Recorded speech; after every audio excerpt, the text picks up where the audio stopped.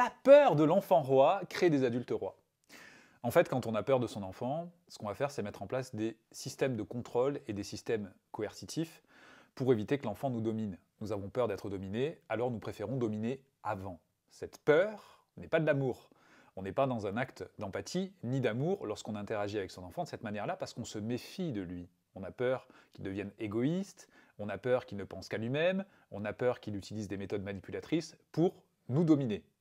Ceci est à la fois de l'adultomorphisme et également une expression directe, comme je l'évoquais, de peur, peur d'être dominé et d'être assujetti à son enfant. Cette peur va donc dicter nos comportements de manière inconsciente au quotidien, et cette méfiance vis-à-vis de l'enfant, il va aussi la ressentir, ce qui fait qu'il ne va pas être en confiance lorsque nous serons en lien avec lui.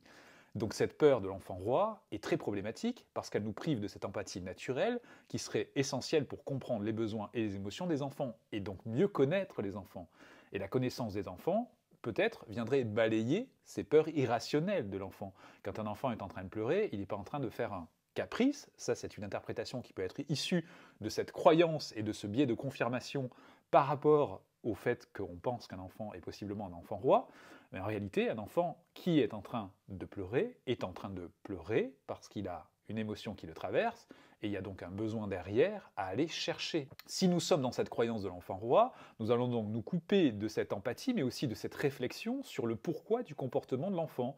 Et donc les raccourcis de notre cerveau vont devenir des raccourcis dans nos comportements qui vont nous priver de cette richesse dans la compréhension du lien, richesse qui peut être transmise à l'enfant, qui va se dire plus tard, je n'ai pas été accompagné avec empathie, on ne m'a pas écouté, on m'a taxé de comédien, de manipulateur, et aujourd'hui, qu'est-ce que je peux faire en tant qu'adulte? C'est peut-être reproduire ce que j'ai vécu, c'est-à-dire essayer de dominer l'autre plutôt que d'être dominé, mentir, manipuler, parce que finalement, ce sont des étiquettes qu'on m'a posées dessus, et inconsciemment, nous allons nous conformer aux attentes de nos parents. Donc nous sommes dans une reproduction d'un schéma qui, de la peur de l'enfant roi, va donner des adultes rois, et surtout des adultes qui ne sont pas connectés avec leur environnement, parce qu'ils auront toujours cette méfiance vis-à-vis des autres, d'être dominés, et donc on essaiera plutôt de dominer au lieu d'être dominé. Ceci nous prive de cette curiosité nécessaire pour pouvoir comprendre l'enfant et nous adapter à l'enfant. Nous adapter à l'enfant, ça signifie que nous allons nous renseigner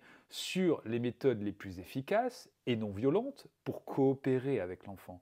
La coopération avec l'enfant ne signifie pas que l'enfant est dominant par rapport à l'adulte, ça signifie que l'enfant est considéré comme un être de besoins, de droits, d'émotions, et nous allons donc déterminer quelles sont les meilleures façons de coopérer avec lui pour qu'il se sente en sécurité. Et c'est une des bases, justement, de la coopération, c'est la sécurité. Un enfant qui se sent sécurisé avec son parent va mieux coopérer. Et on va surtout, nous, en tant que parents, nourrir cette sécurité qui a été mise à défaut, peut-être, lorsque nous étions enfants, en ayant été exposés à des violences éducatives ordinaires, à du contrôle, à des méthodes coercitives.